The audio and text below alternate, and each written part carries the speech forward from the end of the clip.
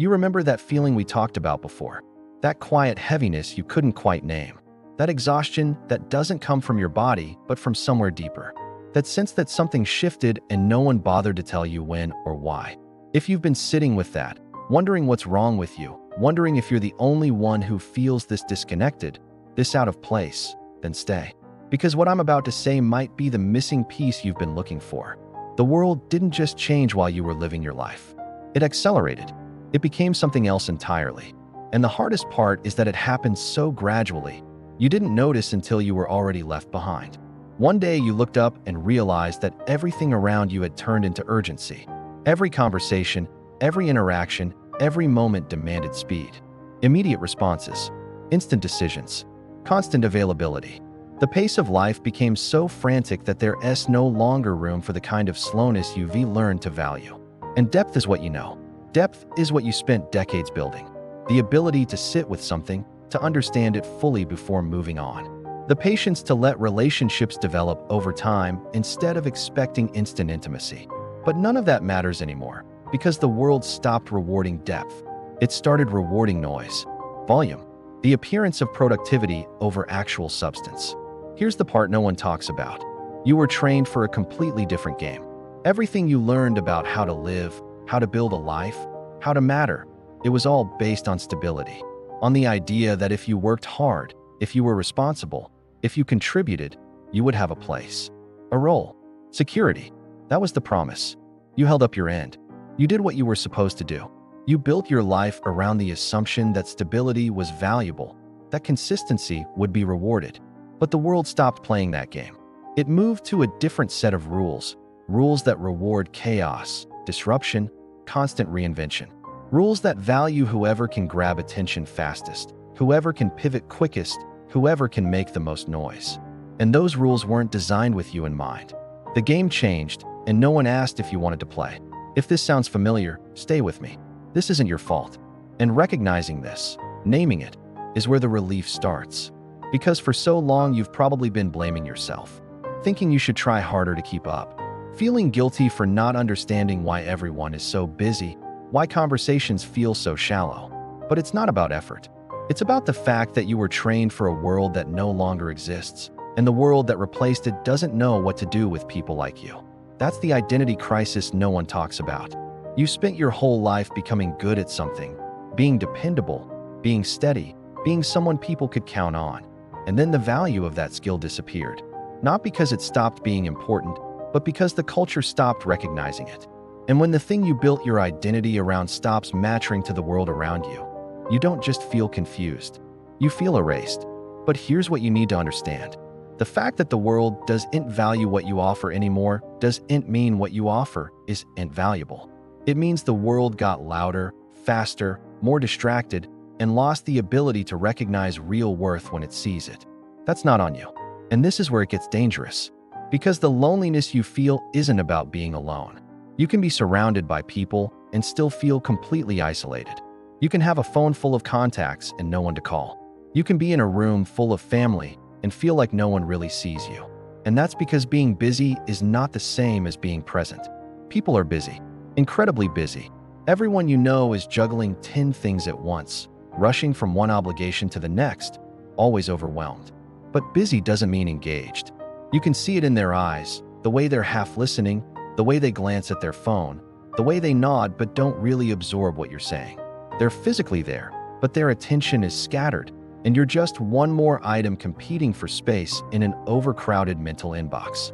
This is where most people start blaming themselves. You start to think maybe you're not interesting enough. Maybe you're asking for too much. Maybe everyone else has figured out how to be okay with surface-level interaction, and you're the only one still wanting something deeper. But that's not true. The loneliness you feel is real, and it's not because you're needy or outdated. It's because genuine presence has become rare. The kind of attention that makes you feel seen, the kind of conversation that makes you feel known, it's almost gone. Technology promised connection and delivered the opposite. Now people think they're staying in touch because they see your posts, because they send a quick message on your birthday. But that's not connection. That's performance. That's the illusion of relationship without any of the substance. Real connection requires time, focus, vulnerability. It requires showing up when it's inconvenient, staying present when the conversation gets hard. And none of that happens through a screen. So you're left with this strange contradiction. You're more connected than ever in the technical sense, but more alone than you've ever been. People know what you're doing, but they don't know how you're doing. They can reach you instantly, but they never really talk to you.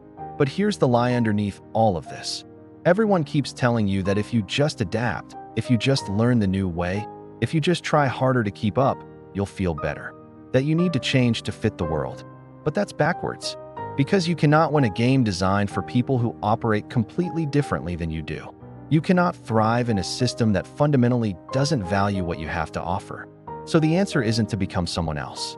The answer is to stop trying to match their rhythm. To recognize that just because the world moved in one direction doesn't mean you have to follow. You can choose a different pace, a slower one, a more intentional one, a rhythm that actually matches who you are and what you need. This doesn't mean giving up or retreating. It means being deliberate. It means protecting your energy, your attention, your time. It means letting go of the idea that you need to stay relevant in a system that was never designed for people like you in the first place. You don't need to be faster. You need to be clearer about what actually matters. And what matters isn't keeping up. What matters is living in a way that feels true, even if it looks nothing like what everyone else is doing. What matters is finding the few people who still value presence and holding on to them. What matters is creating space for slowness in a world that's forgotten how. And this is the shift most people miss. They think this stage of life is about finding ways to stay strong enough to handle everything the world throws at them. About pushing through. About not letting age slow them down. But that's still playing the old game. That's still trying to prove you can keep up. And it's exhausting because it's fighting against something that can't be fought. The real shift is this. You don't survive this stage by becoming stronger. You survive it by becoming more selective. Not by doing more, but by doing less, and doing it with intention. Not by trying to fit into a world that doesn't make sense anymore, but by building a small, quiet life that does. Because here's what nobody tells you when you're younger. There comes a point where the goal isn't to be everything to everyone. It's not to stay busy, stay visible, stay relevant by everyone else's standards. The goal is to know what matters to you, specifically, and to build your days around that. To let go of everything else without guilt. This requires unlearning almost everything you were taught. You were taught that your value comes from how much you can handle, from how useful you are, from staying engaged with everything happening around you. But that model breaks you at this stage. It leaves you exhausted, resentful, and empty. The new model is simpler. It's about presence over productivity, depth over speed, quality over quantity.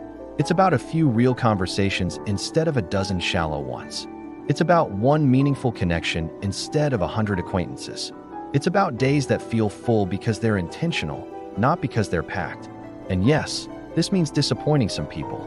It means not responding to every message immediately, not attending every gathering, not keeping up with every trend or topic. It means becoming comfortable with the fact that you're no longer trying to be part of everything. You're just trying to be fully present for the things that actually matter. This isn't giving up.